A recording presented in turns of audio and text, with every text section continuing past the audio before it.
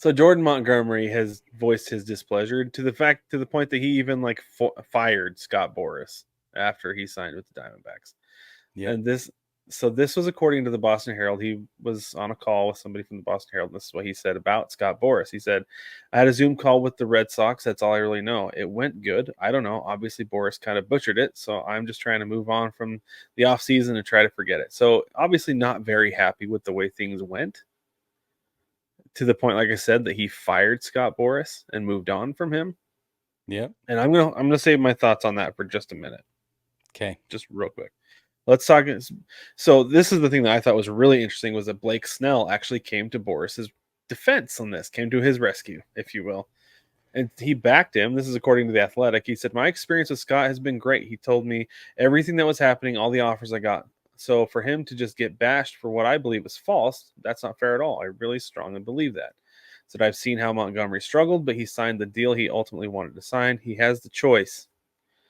I don't know what the other deals he was offered, but I know everything that was offered to me. It's just sad that he thinks that way when I see Scott as a very honorable man." Okay. I actually agree with that last part that Blake Snell said, that Jordan Montgomery had a choice. For sure. Unless the only thing is if Scott Boras was like, "That's not a good enough deal," and he didn't even take it to Montgomery, right? Like if a Which team presented an offer and he was just like, "Not good enough. I'm not even going to rejected present it to my outright. client." Yeah. Yeah.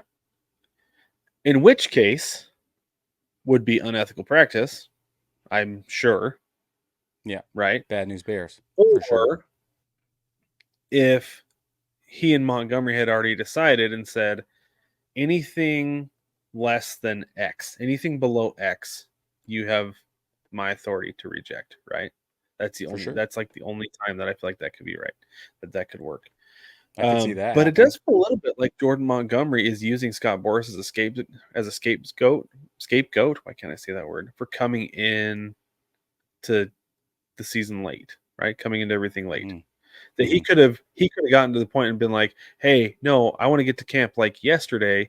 Call one of those teams and let's take one of those deals and we'll just go however long, if it's a year, if it's 2 years, whatever, and we'll make it work because I want to get into camp and I want to perform." I mean, Yep. do you agree, disagree? What do you think about this, Brig? Or does he I have a could see legitimate case? that. Oh, I could see that being the case. But it's interesting. We have been blasting Scott Boras. We call him Scotty B. We have a nickname for the guy, right? We've had him on blast for years. And here comes a guy who says, "I'm disgruntled. I don't like the way he handled it. Maybe he didn't give me all the information with which to make the best decision possible." Whether it was previously agreed upon or not, I think that the situation dictated certain parameters needing to have been changed as the days progressed and it got closer and closer and closer to desperation mode. So, this is probably a case of both parties being wrong.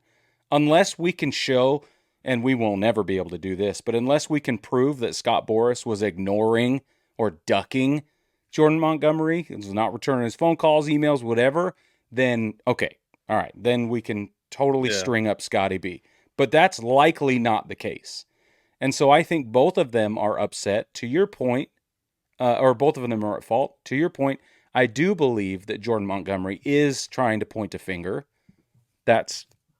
He's clearly needing somebody to blame and doesn't want to blame himself.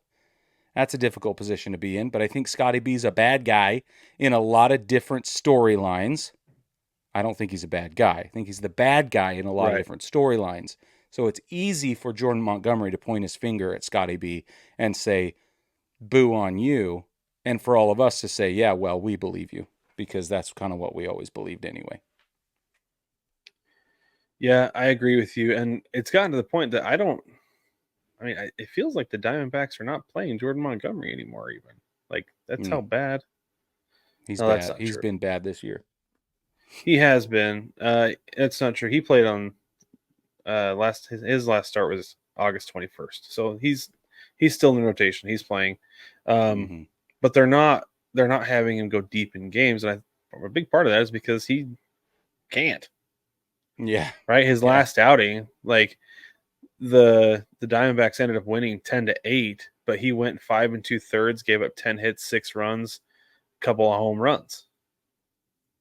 10 hits Right, and 6 so runs. Well, in 5 2/3 against whom? against the Marlins. Oh no. See. Nope. And then his previous start before that was against the Rockies. He went 6 full, 8 hits, 3 runs, 8 strikeouts, but still gave up 3 runs against the Rockies. It was an 11-4 win, so he probably was out early in. Mm-hmm. But still, like, not great against the Rockies, right? No, not great. So I I don't mean, the know. Yankees just hung one up against the Rockies too. Like That's baseball, right, Susan? that's Like, baseball, that's the Susan. thing. Yeah. Is that, But if like, it's you every time and not just your team every once in a while, then that's different. yeah. Well, because I was gonna say, like, even the White Sox hung one up on the Yankees a couple weeks ago, right? Like, it Yep. happens. It Yeah, it happens. does. The Tigers So did it. Yeah. In front of all the little leaguers. Ugh. I'm still not over it. must have been embarrassing. Just glad I Anyway, wasn't there. no, it's just I honestly, like, with the way things went during free agency, I wasn't surprised to see Montgomery fire Scotty B at all. I am No. a little bit surprised that he's still not over it, and there's probably some frustration boiling at the year that he's had because he hasn't been great. Yeah. Yeah. When he had an amazing year last year, but also though, like, there might have teams that have been like, he might fall off this year, and that's why they didn't sign him. Not for that amount of money. Not at So that price. do you think Snell is he did he come out and decide on his own to back Scotty B? Is this a PR stunt by Scotty B and his camp? Is this because he's needed some Hail Marys at the tail end of last winter meetings and into the Mm-hmm. spring training. He needed some love. I think what it is Blake Snell being like, I'm going to opt out of my deal going into this offseason, and I want to Mm-hmm. be in my agent's good graces, so he continues to Yeah, back me. So if I back that's him, he'll back me, and a good all point. all for everyone involved. I like that. The other thing that's interesting is that I read that Matt Chapman is in negotiations with the Giants to stay there. He's looking for an extension.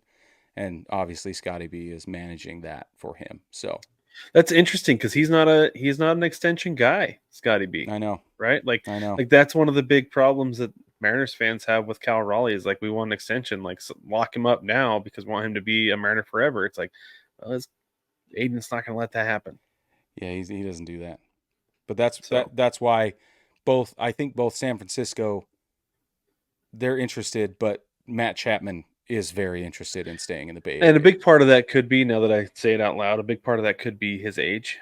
That Yeah, he's not a big ticket item on the free agent market anymore. So it makes sense to lock him up with a I 4 to 5 agree. year deal or whatever they're going to do, 3 to 5 year deal. Yep. So could be.